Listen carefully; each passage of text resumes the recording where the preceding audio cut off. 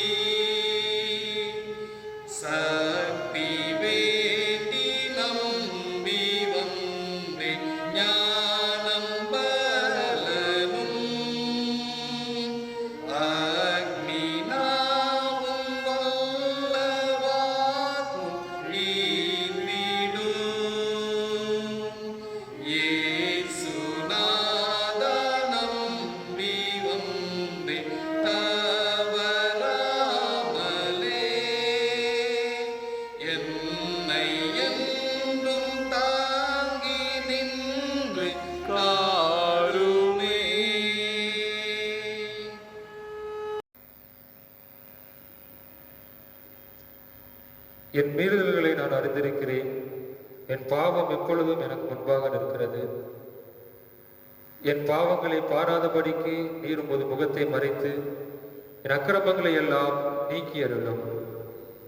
நமக்கு பாவமில்லை என்போமானால் நம்மை நாமே வஞ்சிக்கிறவர்களாய் இருப்போம்.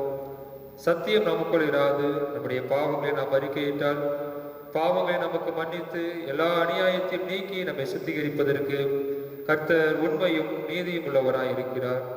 பிரியமான சகோதர சகோதரிகளே, நம்முடைய பரமபிதாவாகிய சர்வ வல்லமையுள்ள தேவனுடைய அளவில்லாத தயவினாலும் இரக்கத்தினாலும் பாவ மன்னிப்பை பெறுவதற்காக நாம் செய்த பலவிதமான பாவங்களையும் அக்கிரமங்களையும் அவர் சந்நிதியில் மாயமாய் மறைத்துக் கொள்ளாமல் பணிவும் தாழ்மையும் துக்கமும் கீழ்ப்படுதலுள்ள இருதயத்தோடைய அறிக்கையிட வேதவசனம் பற்பல வாக்கியங்களை நம்ம ஏவுகிறது. நாம் எக்காலத்திலும் தேவனுக்கு முன்பாக நம்முடைய பாவங்களை மனத்தாழ்மை அறிக்கையிட வேண்டுவதன்றி அவருடைய திருக்கரங்களினாலே நாம் பெற்றுக்கொண்ட மேன்மையான புகாடுகளுக்காக ஸ்தோத்திரம் செலுத்தவும் மிகவும் சிறந்த அவருடைய புகழை பிரஸ்தாபம் பண்ணவும் அவருடைய மகா பரிசுத்த வசனத்தை கேட்கவும் நம்முடைய சரீரத்துக்கும் ஆத்மாவுக்கும் தேவையானவர்களுக்காக வேண்டிக் கொள்ளவும் நாம் கூடி வந்திருக்கிற தருணத்திலே நம்முடைய பாவங்களை அறிக்கையிடுவது நமது விசேஷித்த கடமையாய் இருக்கிறது. ஆகையால் இருக்கிற நீங்கள் யாவரும் சுத்த இருதயத்தோடும் தாழ்ந்த சத்தத்தோடும் பரம கிருபாசன தண்டையில் என்னுடைய கூட சேர்ந்து நான் சொல்லுகிற பிரகாரம் சொல்ல உங்களை வேண்டிக் கொள்கிறேன். ஜெபம் பண்ண கடவோம். சர்வ வல்லமையும் மிகுந்த இரக்கமுள்ள பிதாவே, நாங்கள் உடைய வழிகளை விட்டு வழியை அலைந்து போனோம். எங்கள் இருதயத்தின் யோசனைகளுக்கும் விருப்பங்களுக்கும் வழங்கி நடந்தோம். உடைய பரிசுத்த கற்பனைகளுக்கு விரோதமாய் குற்றம் செய்தோம். செய்யத்தக்கவைகளை செய்யாமல் செய்தகாதவைகளை செய்து வந்தோம். எங்களுக்கு சுகமே இல்லை. ஆனாலும் ஆண்டவரே, தேவன் கர்த்தராகிய இயேசு கிறிஸ்துவின் மூலமாய் மனிதர்களுக்காக செய்த வாக்குத்தத்தங்களின்படியே நிர்வாகிக்கமுள்ள குற்றவாளிகளாக எங்களுக்கு இறங்கும். தப்பிதங்களை அறிக்கைகள் மேல் பொறுமையாயிரும்.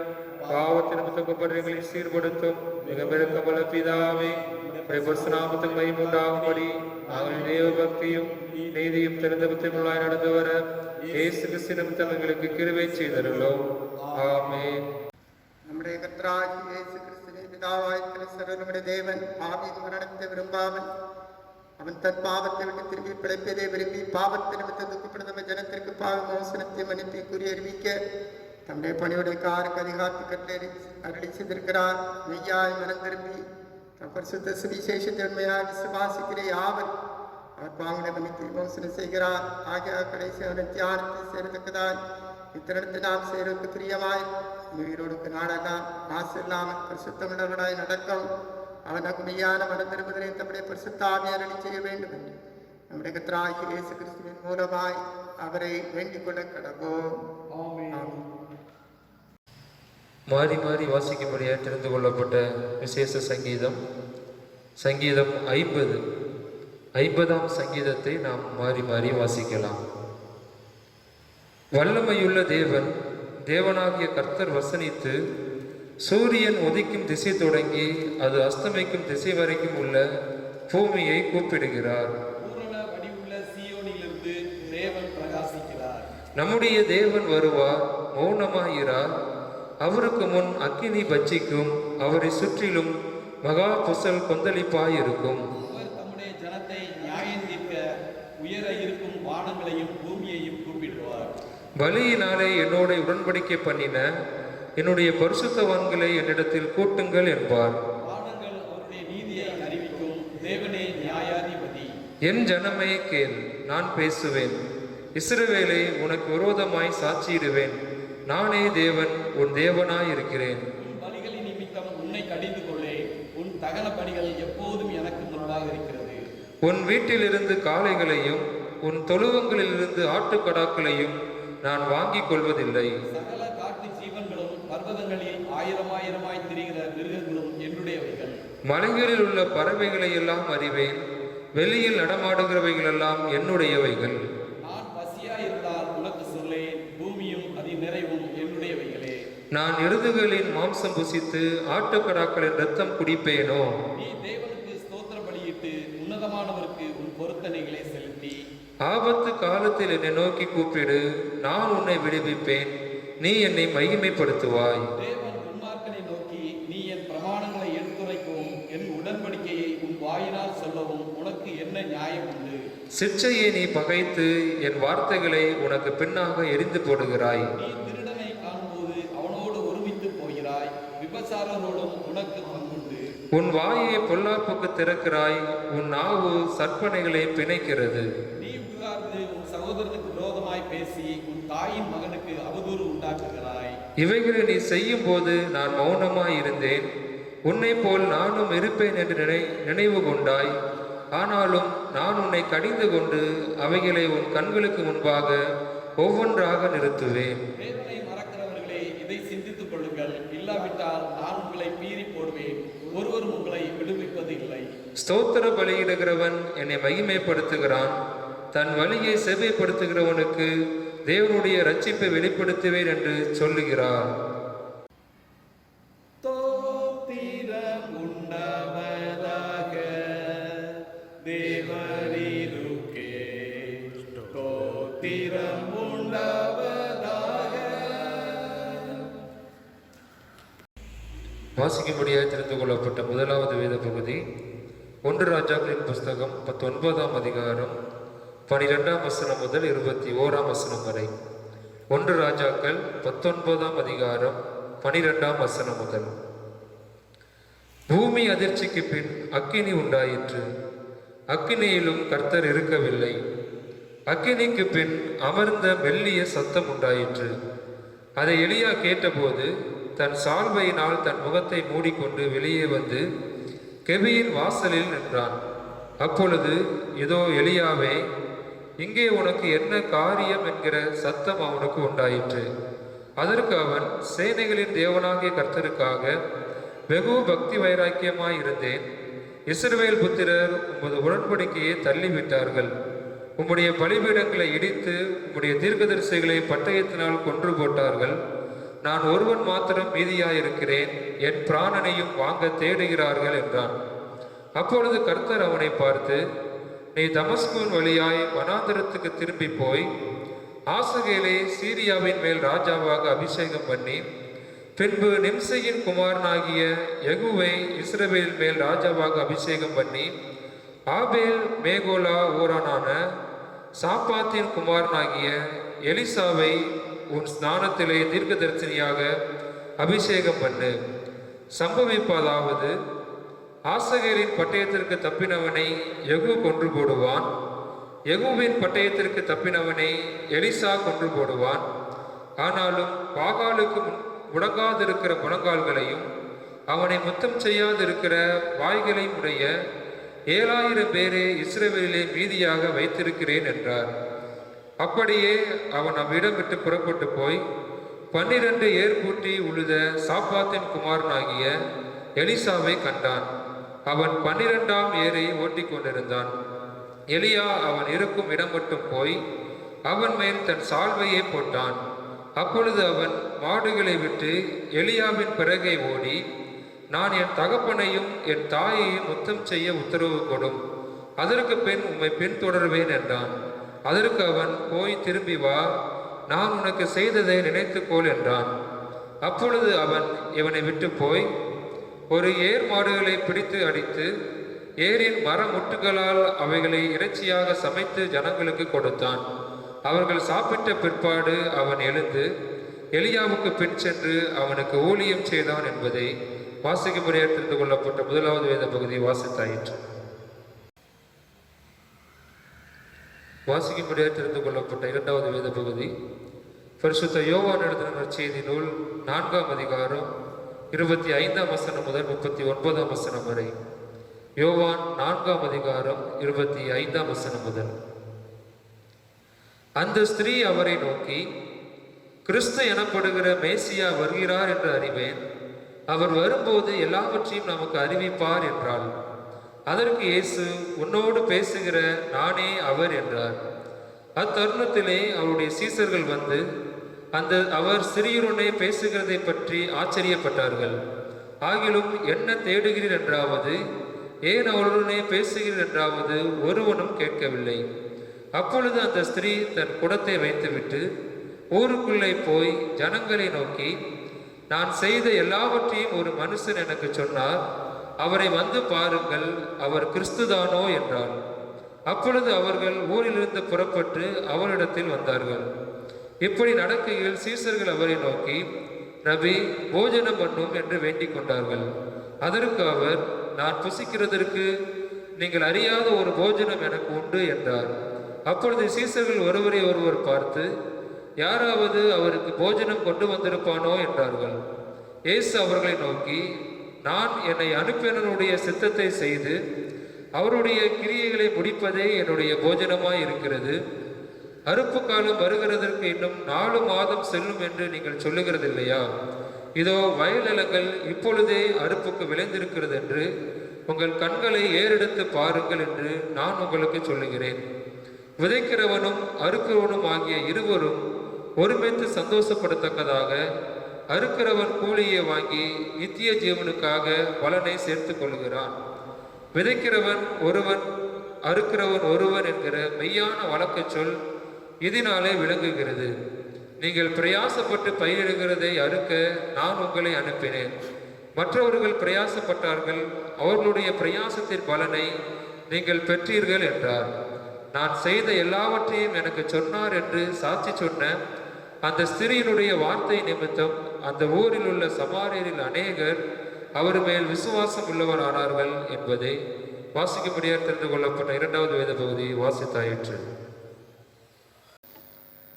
நம்முடைய விசுவாசத்தை நாம் அறிக்கையிடுவோம். வானத்தை பூமியையும் படைத்த சர்வமுள்ள பிதாவாகிய ஒரு தேவனை விசுவாசிக்கிறேன். அவருடைய குமாரனாகிய நம்முடைய நாதர் இயேசு கிறிஸ்துவை விசுவாசிக்கிறேன். அவர் பரிசுத்தாவியினாலே கன்னிமரியாளுக்கு பிறந்தார். பிலாத்துவின் காலத்தில் பாடுபட்டு சிறுவேலை உண்டு மரித்து அடக்கம் பண்ணப்பட்டு பாதாளத்தில் இறங்கினார். மூன்றாம் நாள் மருத்துவம் எழுந்தருளினார். பரமடத்துக்கு ஏறி சர்வ பிதாவாகிய தேவன் வலது பாசி விட்டிருக்கிறார். அவ்விடத்திலிருந்து உயிரோரை மருத்துவனை ஆய்ந்திருக்க வருவார். பரிசுத்தாவை விசுவாசிக்கிறேன். பொதுவாக இருக்க பரிசு சபையும் பரிசுத்தவான்களுடைய ஐக்கியமும் பாவ மன்னிப்பும் சரீர உயிர்த்தெழுதலும் நித்திய ஜீவனை விசுவாசிக்கிறேன். ஆமென்.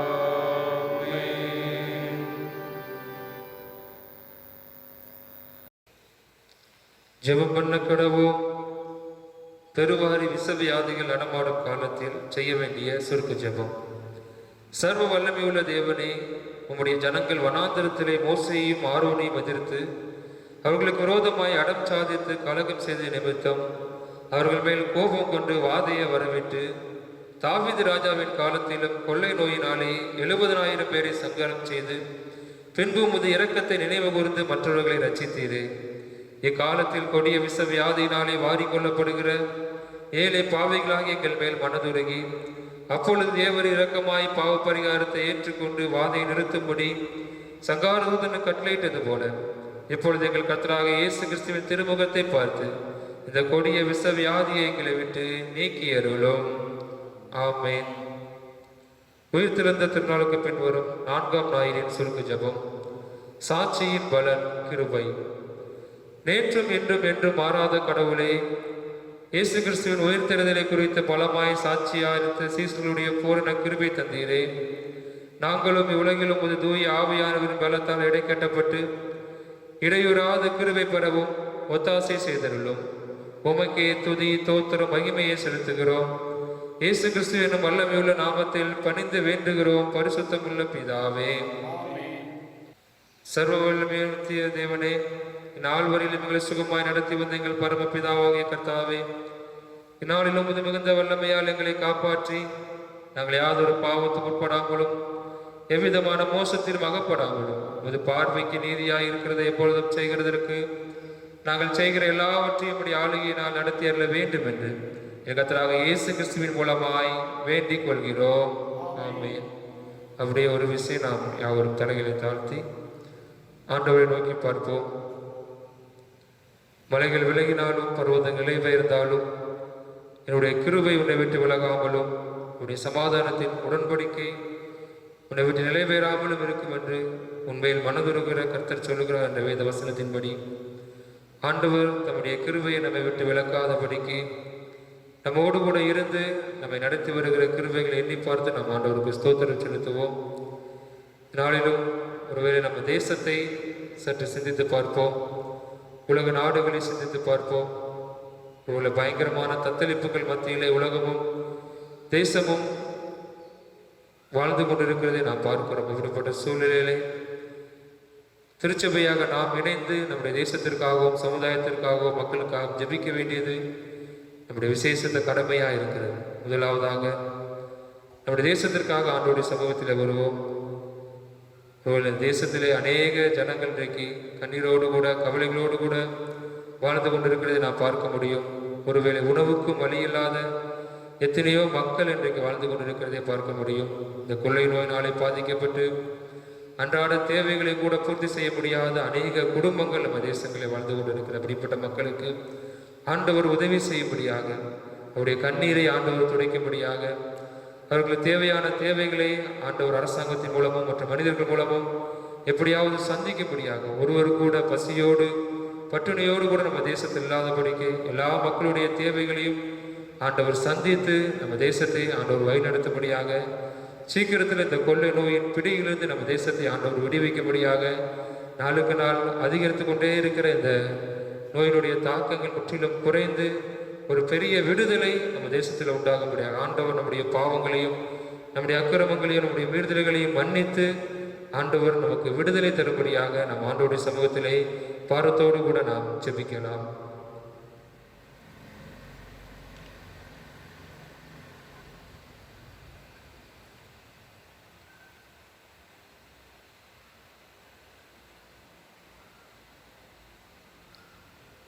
தொடர்ந்து நாம் உலக நாடுகளுக்காக ஆண்டவருடைய சமூகத்திலே மன்றாடுவோம். ஒருவேளை உலகம் எங்கிலும் இன்றைக்கு ஒரு ஸ்தம்பித்த ஒரு சூழல் நிலவுகிறதை நாம் பார்க்க முடியும். அநேக தேசங்கள் அரசாங்கங்கள் தங்களுடைய கைகளை விரித்துவிட்டு நம்ம என்ன செய்வோம் என்று எங்களுக்கு தெரியவில்லை என்று சொல்லி தத்தளிக்கிற ஒரு சூழல் உலகம் எங்கிலும் நிகழ்கிறதை நாம் பார்க்கிறோம். அப்படிப்பட்ட சூழலிலே ஆண்டவர் எல்லா நாடுகள் மீது மனம் இறங்கும்படியாக நம்முடைய பாவங்களை, பேராசைகளை, பெருமைகளை, மனமேட்டுமைகளை, அன்பில்லாத எல்லா குற்றங்களையும் ஆண்டவர் மன்னித்து மாற்றி போடும்படியாக ஒரு விசை எல்லா உலக நாடுகள் மீது மனம் இறங்கும்படியாக எல்லா தேசங்களையும் ஆண்டவர் விடுவிக்கும்படியாக ஒருவேளை வல்லரசுகள் என்று சொல்லி தங்களை மார்த்தட்டி கொண்டிருந்த அநேக தேசங்கள் இன்றைக்கு தத்தெடுத்து கொண்டிருக்கிற ஒரு சூழல் இருக்கிற பொழுது அநேக ஏழை நாடுகளும் கலங்கி கொண்டிருக்கிற ஒரு சூழல் இருக்கிறதை நாம் பார்க்கிறோம். இப்படி கஷ்டப்படுகிற எல்லா தேசங்கள் மீதும் ஆண்டவர் மனம் இறங்கி ஒரு விடுதலையை கொடுக்கும்படியாக, இந்த வியாதியிலிருந்து உலக நாடுகளை ஆண்டவர் விடுவிக்கும்படியாக, எல்லா தேசங்களுடைய பொருளாதாரத்தையும் ஆண்டவர் பொறுப்படுத்திக் கொள்ளும்படியாக, கண்ணீரோடு கூட வியாதியின் பிடியில சிக்கி தவிக்கிற மக்களுக்கு ஆண்டவர் விடுதலை கொடுக்கும்படியாக, இந்த ஒரு வேலை இழப்புகளும் பொருளாதார சீரழிவுகளும் தேசங்கள் ஏற்படாதபடிக்கு ஆண்டவர் காத்து கொள்ளும்படியாக, இதற்கு பின்பாவது உலக நாடுகளும் தலைவர்களும் மனம் திரும்பி மற்ற தேசங்களை சிநேகிக்கவும் எல்லா நாடுகளும் இணைந்து இந்த சவாலை மேற்கொள்ளக்கூடிய நல்ல ஞானத்தை தேச தலைவர்களுக்கு ஆண்டவர் கொடுக்கவும், எல்லா அக்கிரமங்களையும் பாவங்களையும் மன்னித்து ஆண்டவர் இந்த மனுக்குலத்தை பரிசுத்தப்படுத்தி இந்த மனுக்குலத்தின் மீது மனம் இறங்கும்படியாக உலக நாடுகளுக்காக நாம் பாரத்தோடு கூட ஜெபிக்கலாம்.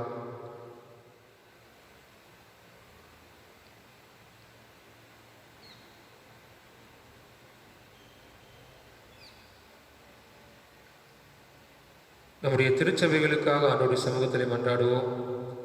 நம்முடைய திருச்சபைகளை ஆண்டவர் ஆசீர்வதிக்கும்படியாக இன்றைக்கு அநேக வாரங்களாக திருச்சபைகளை கூடி ஆண்டவரை ஆராதிக்க முடியாத ஒரு சூழல் நிலவுகிற இப்படிப்பட்ட காலங்களிலே திருச்சபை மக்கள் தங்கள் விசுவாசத்திலே உறுதியாக இருக்கும்படியாகவும், தங்களுடைய இல்லங்களிலும் தங்கள் தனிப்பட்ட வாழ்விலும் ஆண்டவரோடு கூட ஐக்கியத்திலே வளர்ந்து பெருகுபடியான கிருபைகளை ஆண்டவர் தரும்படியாக, திருச்சபை தலைவர்களை ஆண்டவர் பொறுப்படுத்திக் கொள்ளும்படியாக, இன்னும் அநேக ஊழியர்கள் ஆண்டவருடைய ஊழியத்தை செய்கிற ஊழியர்களுடைய மிஷனரிகளுடைய தேவைகள் எல்லாம் ஆண்டவர் சந்திக்கும்படியாக, அவர்களையும் ஆண்டவர் பலப்படுத்தும்படியாக நம் ஆண்டவருடைய சமூகத்திலே மன்றாடுவோம். விசேஷமாக நம்முடைய திருச்சபைக்காக ஆண்டவரத்திலே மன்றாடுவோம். நம்முடைய திருச்சபையில் உள்ள 150 குடும்பங்களையும் ஆண்டவர் பாதுகாத்துக் கொள்ளும்படியாக, இந்த பொல்லாத விஷ வியாதியின் பிடியிலிருந்து நம்முடைய குடும்பங்களை ஆண்டவர் பாதுகாத்து வழிநடத்தும்படியாக, நம்முடைய குடும்பங்களுடைய தேவைகளை ஆண்டவர் சந்திக்கும்படியாக, சீக்கிரத்திலே நாம் குடும்பமாக திருச்சபையாக இணைந்து ஆண்டவருடைய சமூகத்திலே ஆண்டவரை ஆராதிக்கக்கூடிய கிருபைகளை ஆண்டவர் நமக்கு தரும்படியாக நம் ஆண்டவருடைய சமூகத்திலே மன்றாடுவோம்.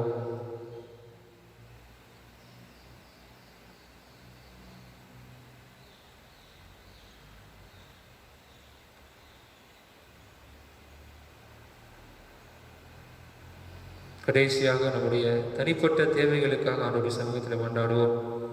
நமக்கு அநேக தேவைகள் இருக்கும்.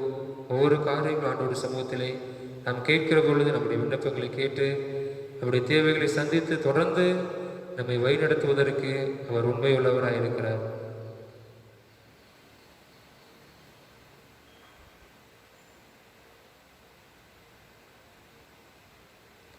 கர்த்தாவே, எங்கள் ஜெபத்தை கேளும்.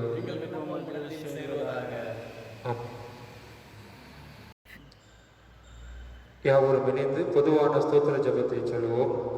சர்வ வல்லமையுள்ள தேவனே, அபாத்திராக அடியாராக எங்களுக்கும் மற்றெல்லா மனிதருக்கும் தேவ அருட்சித பற்பல கிருபைகளுக்காகவும் அன்புள்ள தயவுக்காகவும் நாங்கள் மிகுந்த தாழ்மையோடும் முழு இருதயத்தோடும் ஸ்தோத்திரம் செலுத்துகிறோம். தேவனை எங்களை சிருஷ்டித்ததற்காகவும் காப்பாற்றுவதற்காகவும் இமைக்குரிய எல்லா ஆசீர்வாதங்களுக்காகவும் துதிக்கிறோம். விசேஷமாய் கர்த்தராகிய இயேசு கிறிஸ்துவினாலே உலகத்தை மீட்டுக் கொண்ட விலைமதியாத உமது அன்புக்காகவும் கிருபை நெத்தனங்களுக்காகவும் மகிமையடைவோம் என்ற நம்பிக்கைக்காகவும் உங்கள் ஸ்தோத்திரம் செலுத்துகிறோம். நாங்கள் உண்மையாய் நன்றியிருந்த இறுதியுள்ளவர்களாய் இருக்கவும், எங்களுடைய ஊழியத்திற்கு ஒப்புக் கொடுத்து எங்கள் வாழ்நாளெல்லாம் உமக்கு முன்பாக பரிசுத்தம் நீதியுள்ளவர்களாய் நடக்கவும், எங்கள் வாக்கினாலே மாத்திரமல்ல எங்கள் நடக்கையினாலும் உடைய புகழை பிரஸ்தாபப்படுத்தவும், தேவையில் செய்த உருவாக எல்லாவற்றையும் உணர்ந்து கொள்ளும் உணர்வை எங்களுக்கு அருள் செய்ய வேண்டும் என்று கர்த்தராகிய இயேசு கிறிஸ்து மூலமாய் வேண்டிக் கொள்ளுகிறோம். அவருக்கும் தேவனுக்கும் பரிசுத்த ஆவிக்கும் எல்லா மேன்மையும் மகிமையும் சதா காலங்களிலும் உண்டாவதாக. ஆமென். திருவசனம். சாட்சியின் பலன் கிருபை. கர்த்தராகிய இயேசுவின் உயிர்த்தெழுதலை குறித்து அப்போஸ்தலர்கள் மிகுந்த பலமாய் சாட்சி கொடுத்தார்கள். அவர்கள் எல்லார் மேலும் பூர்ண கிருபை உண்டாயிருந்தது. அப்போஸ்தலர் நடவடிக்கைகள் 4ஆம் அதிகாரம் 33ஆம் வசனம். இந்த வாரத்திலே பிறந்த நாள், திருமண நாளை அனுசரிக்கிறவருடைய பெயர்களை வாசிக்கிறேன். 10/5 Selvan D Daniel Raj, 10/5 Thiru NP Jayasi Selvan, 11/5 Thirumathi Jenita Rose, 12/5 Thiru Rufus, 12/5 Selvan Rohan Samuel, 12/5 Selvan Jaden ஹெட்ரியர், 13/5 Selvi Joyce Kiruba, 13/5 Thiru P Bakkiyaraj, 15/5 Selvan S Jeffrey பார், 15/5 Thirumathi Mary Aswathi, 15/5 Selvan J David Rhenius, 15/5 Thirumathi Ruby Anandaraj, 15/5 R Sundar Singh, 17/5 Thirumathi Suja Arnold, 17/5 செல்வி ஜெல்சி. இவர்கள் இந்த வாரத்திலே பிறந்த நாளை கொண்டாடுகிறார்கள். திருமண நாளை அனுசரிக்கிறவர்கள் 11/5 திருமதி திரு டாக்டர் ஜார்ஜ் பெனடிக்ட் தம்பதியர், 15/5 திருமதி திரு ப்ரொஃபஸர் பி ஜாக்கப் தம்பதியர், 16/5 திருமதி திரு பி ஜான் பாக்கியநாதன் தம்பதியர், 17/5 திருமதி திரு ப்ரொஃபஸர் ஜெயக்குமார் தம்பதியர். இவர்கள் இந்த வாரத்திலே திருமண நாளை அனுசரிக்கிறார்கள். பிறந்த நாளை, திருமண நாளை அனுசரிக்கிறவர்களுக்காக கொயர் வாழ்த்து பாடல் பாடுவார்கள்.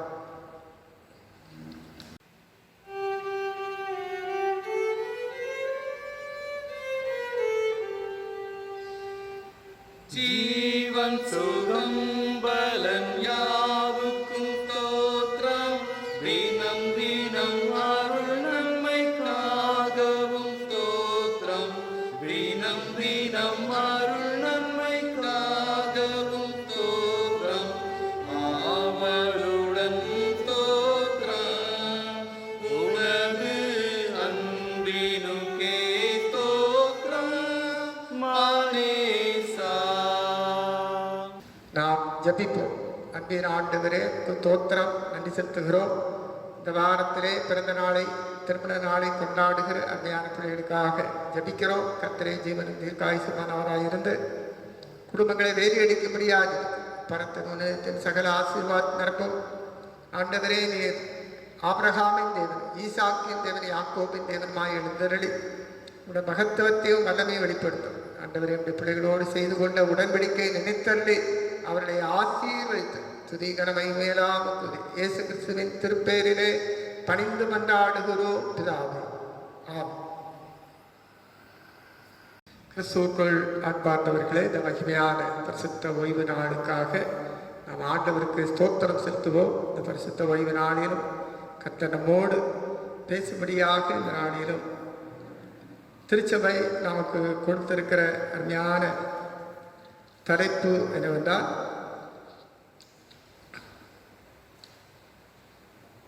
சாட்சியின் பலன் கிருபை என்ற தலைப்பிலே இந்த நாளிலே நாம் சிந்திக்க அழைக்கப்பட்டிருக்கிறோம்.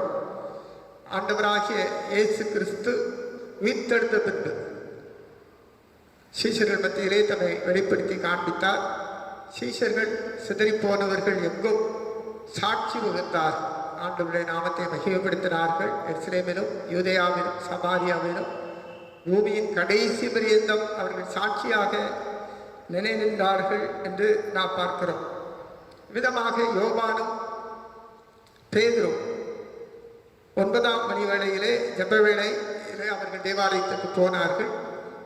அங்கே தாயின் வயிற்றில் பிறந்தது முதல் சப்பானியாய் பிறந்த ஒரு மனுஷன் அங்கே பிச்சை கேட்டுக்கொண்டு அலங்கார வாசலிலே உட்கார்ந்திருந்தான். தூரத்திலே வருகிற பேதுரு யோவானை கவனித்து அவர்கள் ஏதாயிரம் அவனுக்கு கொடுப்பார்கள் என்று சொல்லி அவர்களை நோக்கி பார்த்தார். அவர்கள் கிட்ட வந்த போது பேதுரு சொன்னார், எங்களை நோக்கி பார், அவன் ஏதாயிலும் கிடைக்கும் என்று சொல்லி அவர்களை இன்னும் அதிகமாய் அவன் நோக்கி பார்த்தபோது அவர்கள் சொன்னார்கள், எங்களிடத்திலே வெள்ளியும் இல்லை பொன்னும் இல்லை, ஆனால் எங்களிடத்தில் உள்ளதை அவருக்கு கொடுக்கிறோம் என்று சொல்லி நசனாகிய இயேசு கிறிஸ்துவின் உயிர்த்தெழுதலின் நாமத்தினாலே அவனுடைய கரங்களை பிடித்து தூக்கிவிட்டார்கள். அவனுடைய கால்களும் கரடுகளும் பலன் கொண்டு அவன் எழுந்து குதித்து நடந்து தேவனை மகிமைப்படுத்தி கொண்டு அவன் ஆலயத்துக்குள்ளே போனான். அவன் தாயின் வயிற்றில் பிறந்தது முதல் அவன் 40 வருஷத்திற்கு மேலாக அவன் சப்பானியாக இருந்தான் என்று பார்க்கிறான். அவ்வளவு வயதுள்ள மனிதன். ஆனால் ஆண்டவர் அவனுக்கு வல்லமையை விளங்கச் செய்தார். இந்த 40 வயதுக்கு மேற்பட்ட இந்த சப்பானியான மனுஷன் சுகம் பெற்றதை கண்டவர்கள் இங்கே யோவானையும் பேதுருவையும் பிடித்து அவர்களை உயிர்த்தெழுந்த ஆண்டவரை குறித்து சாட்சி பகிர்ந்தார்கள். அவர்கள் ஜனங்களுக்கு உபதேசிக்கிறதிலும் இயேசுவை முன்னிட்டு மரித்தோருக்கு உயிர்த்தெழுதலை பிரசங்கிக்கிறதிலும் சிறங்கொண்டு அவர்களை பிடித்து சாயங்காலமாயிருந்தபடினா மறுநாள் வரைக்கும் காவலிலே வைத்தார்கள். அவர்களை விசாரிக்கும்படியாக அங்கே பிரதான ஆசாரியருக்கு முன்பதாகவும் அன்னா, காய்பா, யோவான், அலெக்சந்திரியா பிரதான ஆசாரியர்கள் குடும்பத்தார் யாவரும் முன்பாக இந்த அப்போஸ்தலரை கொண்டு வந்து நிறுத்தினார். அப்பொழுது பேதுரு பரிசுத்த ஆவியின் வல்லமையினாலே அவன் நிரப்பப்பட்டு அவர்களை பார்த்து சொன்னார், நீங்கள் எந்த நாமத்தினாலே எந்த வல்லமையினாலே இதை செய்தீர்கள் என்று அவனிடத்திலே கேட்டபோது அவன் பரிசுத்த ஆவியினாலே நிரப்பப்பட்டு, இஸ்ரவேலின் ஜனத்தின் அதிகாரிகளே, இஸ்ரவேலின் மூப்பர்களே, துணியாளியாய் இருந்த இந்த மனுஷனுக்கு செய்யப்பட்ட உபகாரத்தை குறித்து எதனாலே இவன் ஆரோக்கியமானது என்று நீங்கள் இன்று எங்களிடத்தில் விசாரித்து கேட்டால், உங்களால் சிலுவையில் அறையப்பட்டவரும் தேவனால் மரித்தோரிலிருந்து எழுப்பப்பட்டவருமாயிருக்கிற நசனாகிய இயேசு கிறிஸ்துவின் நாமத்தினாலே இவன் உங்களுக்கு முன்பாக சொஸ்தமாய் நிற்கிறான் என்று உங்கள் எல்லாருக்கும், இஸ்ரவேல் ஜனங்கள் எல்லாருக்கும் தெரிந்திருக்க கடவுள். வீடு கட்டுகிறவர்களாகி உங்களால் அற்பமாய் எண்ணப்பட்ட அவரே மூளைக்கு தலைக்கல்லானார். அவராலே அன்றி வேறொருவரால் ரட்சிப்பு இல்லை.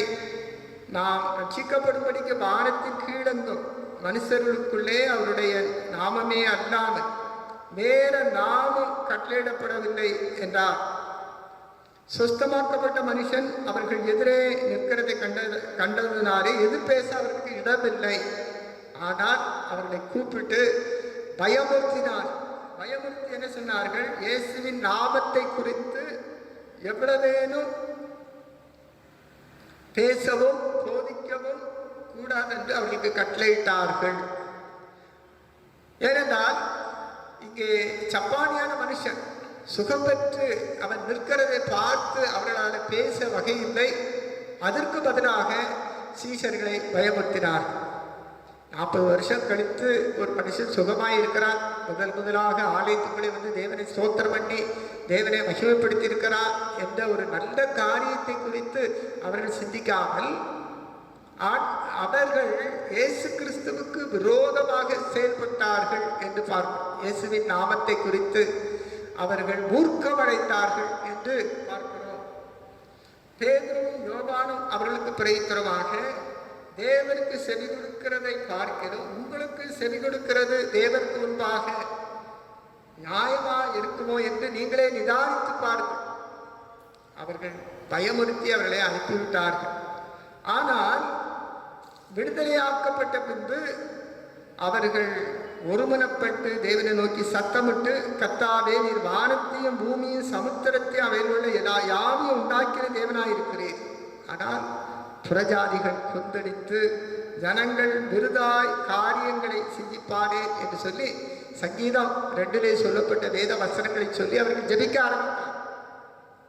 இன்றைக்கும் இயேசு கிறிஸ்துவின் நாமத்தினாலே, உயிர்த்தெழுந்த ஆண்டவருடைய நாமத்தினாலே அற்புதங்களும் அடையாளங்களும் இன்றைக்கு நடைபெறுகிறது.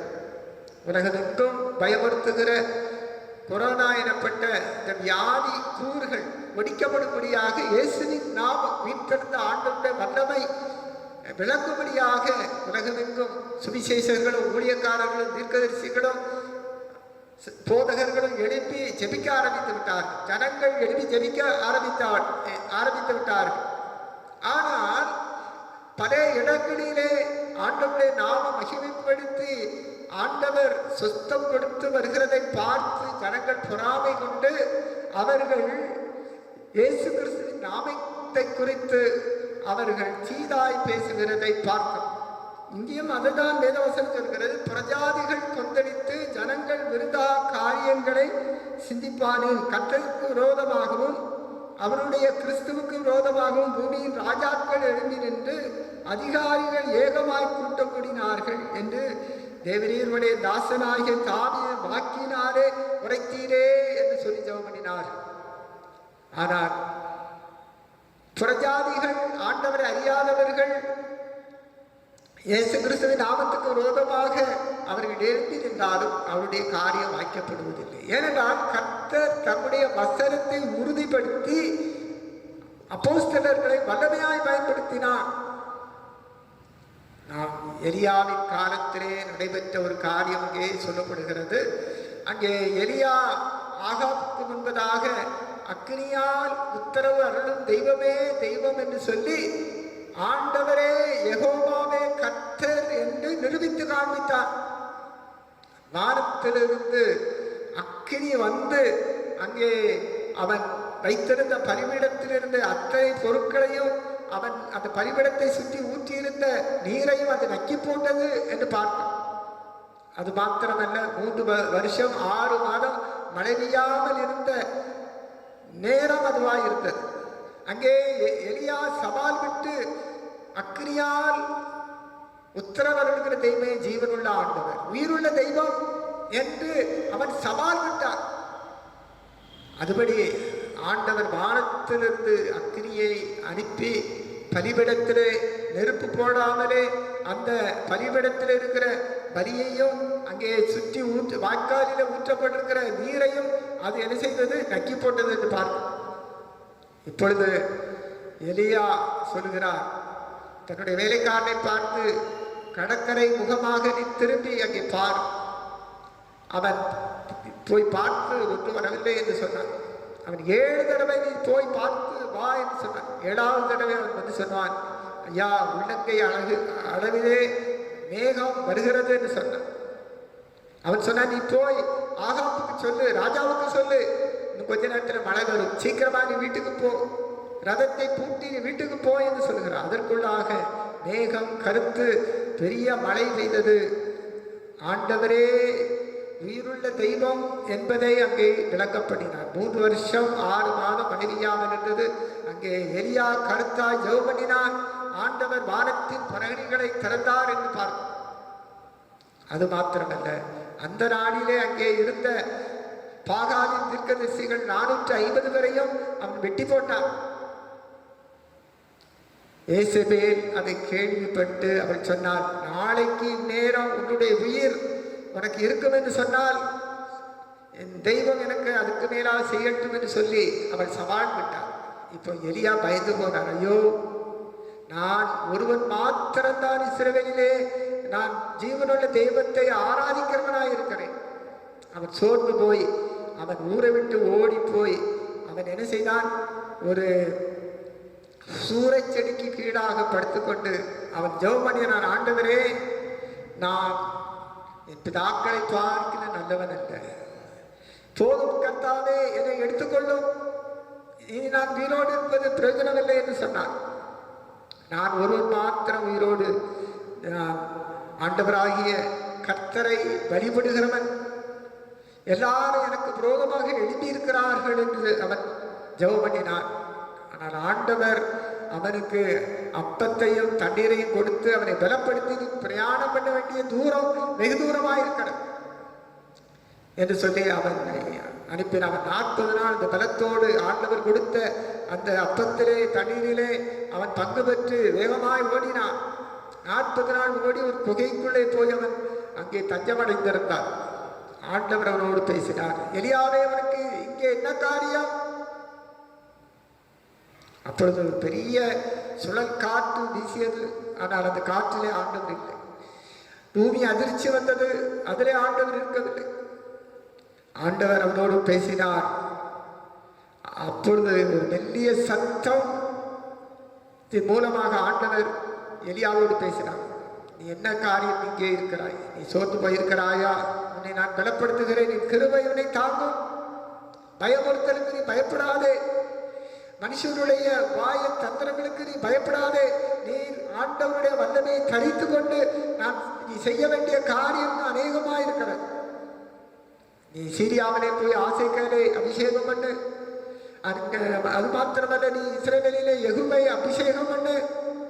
இன்னும் உனக்கு கீழாக எலிசாவை அபிஷேகம் பண்ணு. இந்த 3 பேரும் அவர்கள் என்ன செய்வார்கள்? பாகாலை அவனுக்கு வழிபடுகிற மக்களை அவர்கள் அழித்து போடுவார்கள். கர்த்தரே தெய்வம் என்று எல்லா ஜாதி ஜன அதிகப்படியாக கர்த்தர் மகத்துவத்தையும் வல்லமையும் வெளிப்படுத்தி காண்பிப்பார். இதைத்தான் இங்கே வேதவசனம் சொல்லுகிறது. இங்கே ஆண்டவருடைய நாமம் மகிமைப்படும்படியாக அவர்கள் ஜெபித்த போது அந்த இடம் அசைந்தது என்று வேதவசனம் சொல்லுகிறது. இப்பொழுது கர்த்தாவே, அவர்கள் பயமுறுத்தலை தேவரீர் கவனித்து உம்முடைய பரிசுத்த பிள்ளையாகிய இயேசுவின் நாமத்தினாலே அடையாளங்களை அற்புதங்களை நடக்கும்படி செய்து பிணியாளிகளை குணமாக்கும்படி உம்முடைய கரத்தை நீட்டி உம்முடைய ஊழியக்காரர் உம்முடைய வசனத்தை முழு தைரியத்தோடு சொல்லும்படி அவர்களுக்கு அனுக்கிரகம் செய்யும் என்று அவர்கள் ஜெபித்தார்கள். அப்பொழுது என்னது? அவர்கள் ஜெபிக்கும் போது அவர்கள் கூடியிருந்த இடம் அசைந்தது. அவர்கள் எல்லாரும் பரிசுத்த ஆவியினால் நிரப்பப்பட்டு தேவ வசனத்தை தைரியமாய் சொன்னார்கள். பரிசுத்த ஆவியான பலன் கிருபை அவர்களை தாங்கியது. இன்னும் வல்லமையாக கர்த்தருடைய நாமத்தை அவர்கள் உயர்த்தி காண்பித்தார்கள். இன்றைக்கு எத்தனையோ உபத்திரங்கள், பாடுகள், துக்கங்கள், துயரங்கள், பலவீனங்கள், வியாதிகள் நம்மை நெருக்கும் போது பரிசுத்த ஆவியானவர் நம்மை பலப்படுத்துகிறார். சாட்சி வரும்படியாக நம்மை சாட்சியாக நிறுத்துகிறார். இயேசுவே ஆண்டவர், அவர் உயிரோடு இருக்கிறார் என்று சாட்சி வரும்படியாக நம்மை பலப்படுத்துகிறார். அன்றைக்கு அப்போஸ்தலர் அவர்கள் தைரியம் கொண்டார்கள். அவர்கள் காலுக்கு எழுப்பி நின்றார்கள். இயேசு கிறிஸ்துவின் வல்லமையினால் நிரப்பப்பட்டு உயிர்த்தெழுந்த வல்லமை அவர்களை பலப்படுத்தியது. அவர்கள் தைரியமாய் சாட்சி வந்தார்கள். ஆண்டவருடைய கிருபை அவர்கள் மீது பூர்ணமாய் உண்டாயிருந்தது. அதுதான் வேதவசனம். கர்த்தராகிய இயேசுவின் உயிர்த்தெழுதலை குறித்த அப்போஸ்தலர்கள் மிகுந்த பலமாய் சாட்சி கொடுத்தார்கள். அவர்கள் எல்லார் மேலும் பூர்ண கிருபை உண்டாயிருந்தது என்று வேதவசனம் சொல்கிறது. கர்த்தருக்காக வைராக்கிய சாட்சிகளாக நாம் எழும்பும்போது கர்த்தருடைய கிருபை நம்மை தாங்குகிறதா இருக்கிறது.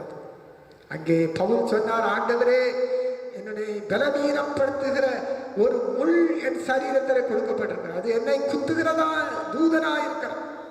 அது என்னை பலவீனப்படுத்துகிறதா இருக்கிறது. ஆனால் ஆண்டவர் என்ன சொன்னார் தெரியுமா? என் கிருபை உனக்கு போதும். உன்னுடைய பலவீனத்திலே என் பலன் பரிபூர்ணமாய் விளங்கும். என் கிருபை உன்னை தாங்கும் என்று சொன்னார். ஊழியத்திலே ஆண்டவர் பலப்படுத்துகிறவராய் இருக்கிறார். பலவீனமான நேரங்களிலே, சோர்ந்து போகிற வேளையிலே, சத்துவம் மற்ற வேளையிலே பரிசுத்த ஆவியானவர் நம்மை பலப்படுத்துகிறதா இருக்கிறார். இங்கே வேதவசனம் சொல்லுகிறது, பிதாவின் வாக்குத்தத்தம் நிறைவேற நீங்கள் காத்திருங்கள். பரிசுத்த ஆவியானவர், உன்னத ஆவியானவர் உங்கள் மீது வரும்போது நீங்கள் பலனடைந்து எருசலேமிலும் யூதேயாவிலும் சமாரியாவிலும் பூமியின் கடைசி பரியந்தமும் எனக்கு சாட்சிகளாக இருப்பீர்கள். பரிசுத்த ஆவியானவருடைய வல்லமை நம்மை பலப்படுத்தி கால் என்று எழுதி நிற்கும். பலமாய் சாட்சி கொண்டிருந்தார்கள் என்று வேதவசனம் சொல்கிறது. பரிசுத்த ஆவியானவருடைய பலன் நம்முடைய கால்களின் கரடுகளின் பலன் கொள்ள செய்கிறது. குறுகி போயிருக்கிற கால்கள், குறுகி போயிருக்கிற கைகள், பலன் இல்லாமல் சத்துவம் இல்லாமல் இருக்கிறார் மனிதனுடைய வாழ்க்கையிலே கர்த்தருடைய சத்தம் அவரை பலப்படுத்துகிறது. கர்த்தருடைய வார்த்தை அவரை பலப்படுத்தி வல்லமையாய் எழுப்பி பிரகாசிக்க செய்கிறது. அவருடைய வல்லமையினாலே அநேகரை ஆண்டவர் திருச்சபையிலே சேர்க்கிறதை பார்க்கிறோம். ஒரே நாளிலே 5000 பேர் 3000 பேர் கர்த்தருடைய திருவார்த்தையை கேட்டு திருச்சபையிலே சேர்க்கப்பட்டார். இன்றைக்கும் பரிசுத்த ஆவியானுடைய பலத்தை நாம் பெற்றுக்கொள்வோம். கர்த்தருக்காக தைரியமாய் சாட்சி பகிர்வோம். இயேசுவே ஆண்டவர், அவரே உயிருள்ள தெய்வம், அவரே அக்கினியினால் பதிலளிக்கிற தெய்வம். அவர் இன்றைக்கும் உங்களுக்கு அவர் தம்முடைய வல்லமையை விளங்கச் செய்கிறவர் என்று சொல்லி சாட்சி பகிர்ந்தார். நிச்சயமாக கர்த்தருடைய பலன், கர்த்தருடைய கிருபை நம் மீது இறங்கி வரும். கர்த்தருடைய ஆசீர்வாதம் நம்முடைய குடும்பத்தின் மீது வரும், நம்முடைய திருச்சபையின் மீது வரும். கர்த்தர் நம்மை சாட்சி உள்ளவர்களாக நிறுத்துவார். கர்த்தர் நம்முடைய திருச்சபையை, நம்முடைய குடும்பங்களை கர்த்தருக்கென்று வைராக்கிய சாட்சிகளாக எழுப்பி நிற்க உதவி செய்வார். கிறிஸ்துவுக்குள் அன்பார்ந்தவர்களே, நீங்களும் நானும் அவருடைய வீட்டெழுதின் வல்லமைக்கு சாட்சிகள். நம்மை பலப்படுத்தும்படியாக பரிசுத்த ஆவியானவரை நமக்கு கொடுத்திருக்கிறார். ஆவியானவர் உங்கள் மீது வரும்போது நீங்கள் பலனடைவீர்கள். நாம் அவருடைய பலனை தரித்துக் கொள்வோம். கர்த்தருக்காக அவருடைய கிருபையிலே நிலை நின்று சாட்சிவோம். கர்த்ததாமித வசனங்களை நமக்கு ஆசீர்வதித்து தருவாராக. ஆமென். மறுபடியும் ஆண்டவர் நாம் மகிமைக்காக நாம் யாவரும் இணைந்து கீதங்களும் கீர்த்தனைகளும் 463வது பாடல் பாடுவோம். 463வது கீதங்களும் கீர்த்தனைகளும் பாடுவோம். அப்பொழுது நம்மையும் நம்முடைய காணிக்கையும் நம்முடைய இல்லங்களிலே ஆண்டவருக்கு கண்டு அர்ப்பணிப்போம்.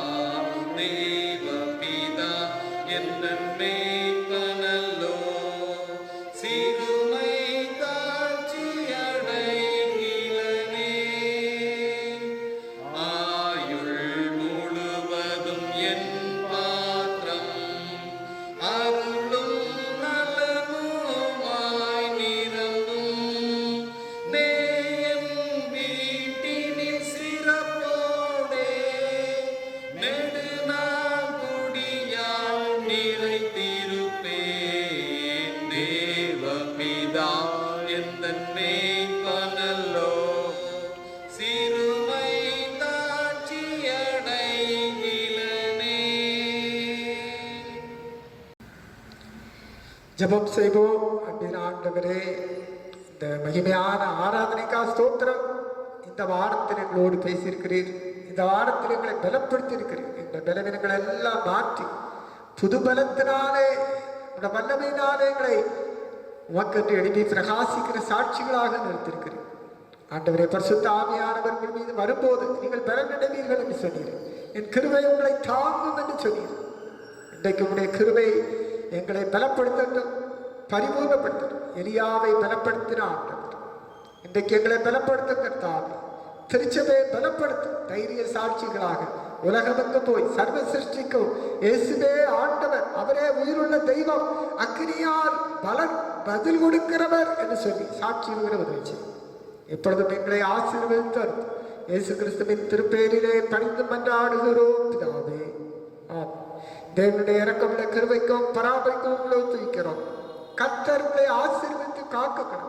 கர்த்தர் தமது முகத்தை கொண்டே பிரசனமாய் இப்பொழுது எப்பொழுது உங்களுக்கு சமாதானத்தையும் சந்தோஷத்தையும் மகிழ்ச்சியும் சுகவாழ்வையும் நீடிய வாழ்வையும் கட்டளையிட கடவர். பின்பவரி கீதமாக கீதங்களும் கீர்த்தனைகளும் 484 பாடும். கீதங்களும் கீர்த்தனைகளும் 484.